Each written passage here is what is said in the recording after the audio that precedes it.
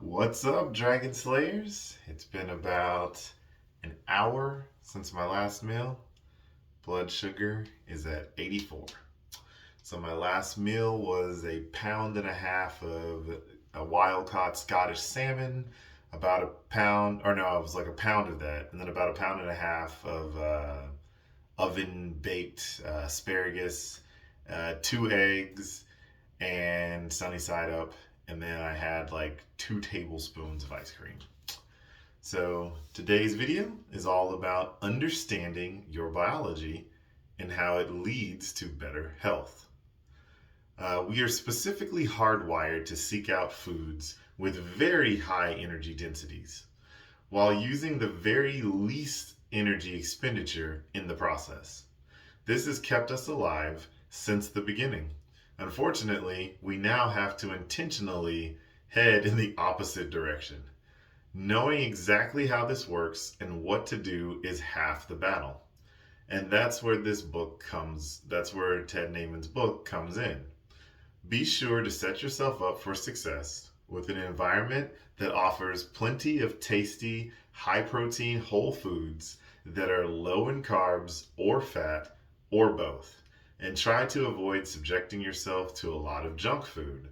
Willpower is a finite resource. And if you have junk food in your pantry, you are going to eat it at some point. Exercise is similar. We are actually hardwired to avoid exercise completely. In an attempt to conserve as much energy as possible, prior to the era, we all had to do tons of manual labor just to stay alive.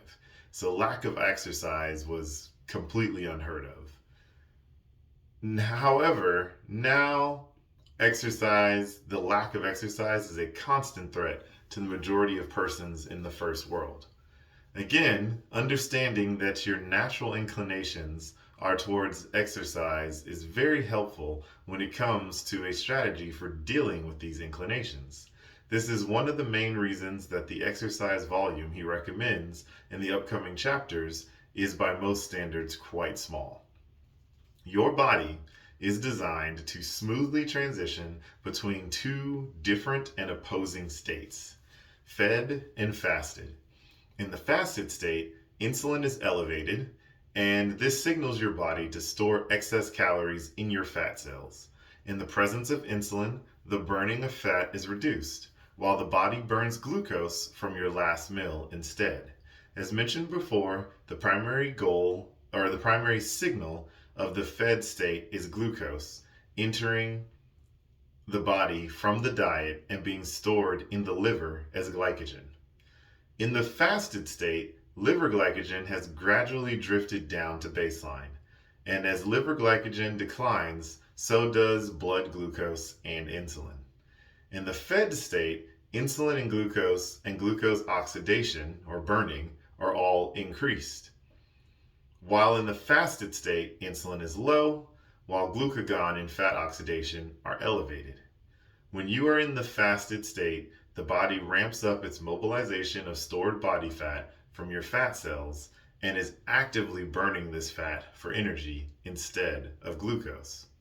What is the practical importance of all of this? Well, you are more likely to burn stored body fat while in the fasted state, and you are more likely to burn body fat so basically you're more likely to burn stored body fat when you're in a fasted state, and you're more likely to store body fat when you're in the fed state. Unfortunately, over time, we seem to be spending less and less of our time in the fasted state and more of our time in the fed state. As a result, our bodies and our cells spend less and less time mobilizing and burning stored body fat for energy, and the glucose burning pathways are overused.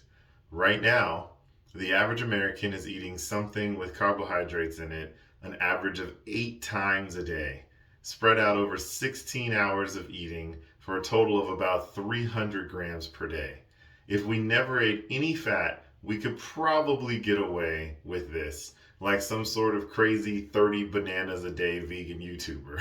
Sadly, however, we tend to overeat carbs and fats together, And of course, now you know why.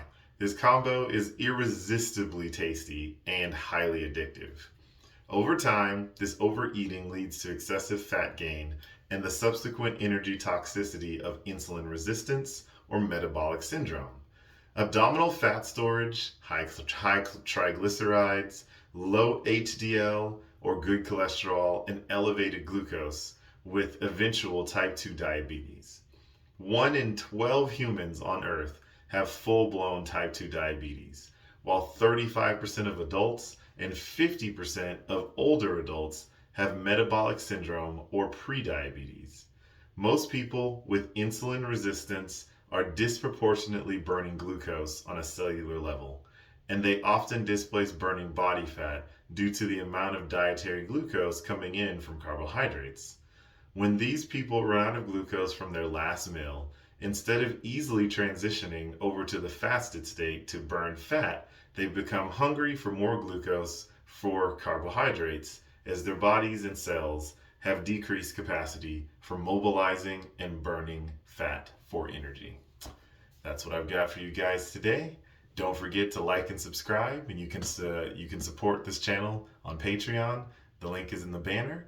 And don't forget that together, you and I will slay the dreaded diabetes dragon.